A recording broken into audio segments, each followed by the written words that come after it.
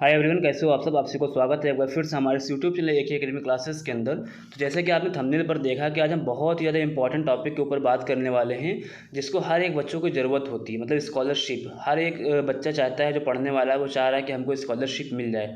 But वो scholarship किस तरह से मिलती है, क्या प्रोसेस होता है, किसको मिलती है किसको नहीं मिलती है, और जिनको नहीं मिल पाती है वो कैसे स्कॉलरशिप को ले सकते हैं, और कैटेगरी वाइज कितनी कितनी स्कॉलरशिप आती है गवर्नमेंट एंड प्राइवेट कॉलेज के अंदर।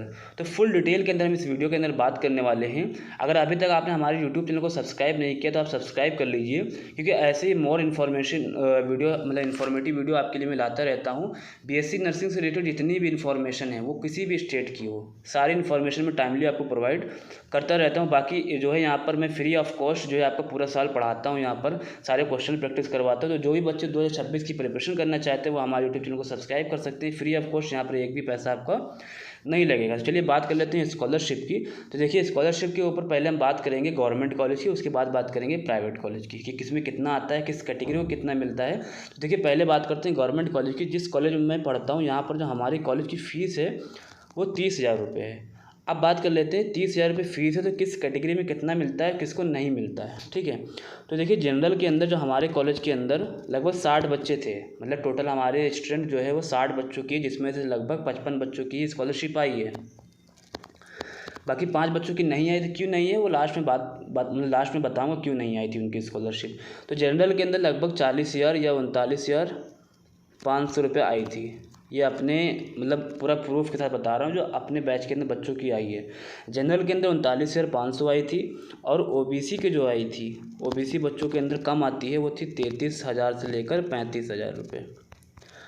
तो 30,000 रुपये कॉलेज की फ़ीस है। जनरल के अंदर 39,500, ओबीसी में 33,000, 33 से लेकर 35,000 रुपये आती है।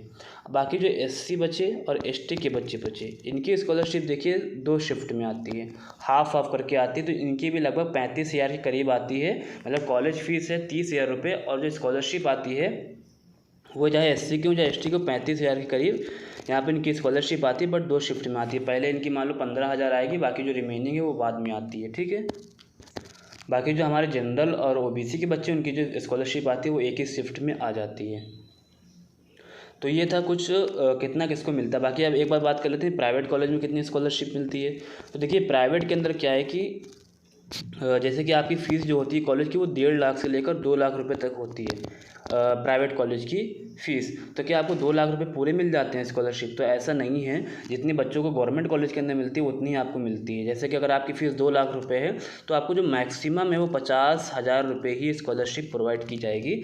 मतलब ओबीसी की हो सकता है 4,000 कम मिले, मतलब कि ओबीसी के हो सकता है 45,000 मिले, तो जनरल में हो सकता है 50,000 मिल जाए, और एससी एसटी में उनके भी शिफ्ट में ही आएगी। मतलब चाहे वो प्राइवेट में हो चाहे गवर्नमेंट में, एससी एसटी की शिफ्ट में ही आती है, 2 शिफ्ट में आती है।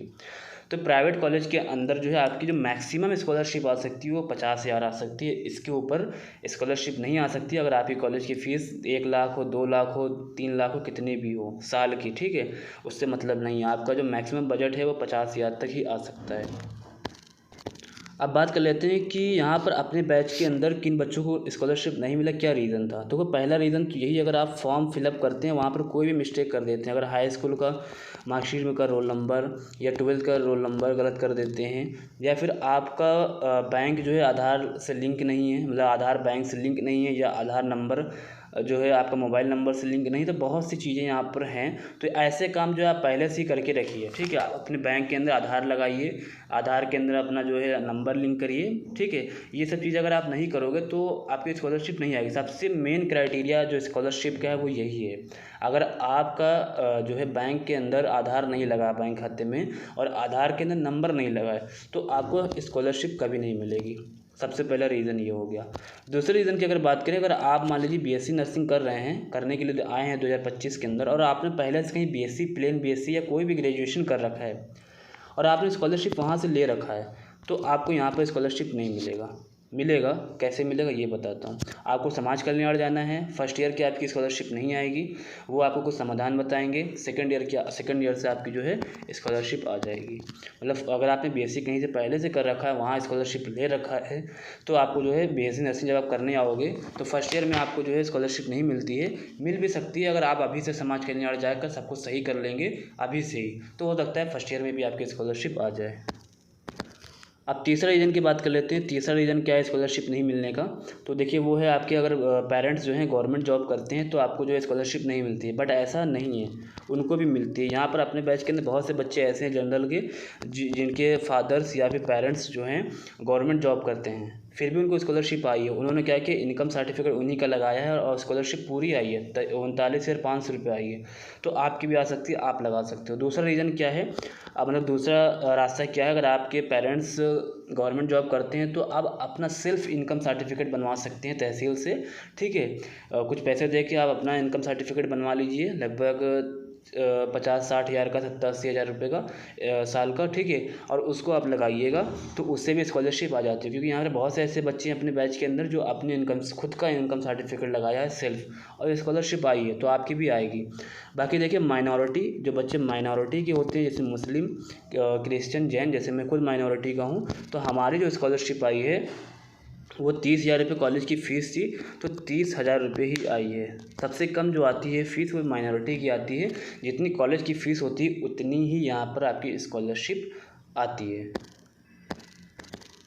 तो आई होप यहाँ पर आपके सारे डाउट क्लियर हो गए होंगे। मैंने जितना भी आपको स्टार्टिंग बताया था सब कुछ यहाँ पर बता दिया है, ठीक है। तो बाकी अब फॉर्म कब आते हैं, नवंबर तक आपके फॉर्म आ जाते हैं। आप नवंबर से पहले पहले फॉर्म भर दीजिएगा और जो है सारे डॉक्यूमेंट्स ले जाके कॉलेज में सबमिट कर दीजिएगा, आपका फॉरवर्ड कर दिया जाएगा। बाकी एक स्टेटस होता है, वहाँ से आप चेक करते रहिएगा, मतलब न्यू न्यू जो अपडेट आती रहेगी वो मैं आपको टाइमली प्रोवाइड करता रहूँगा। Okay, all the best.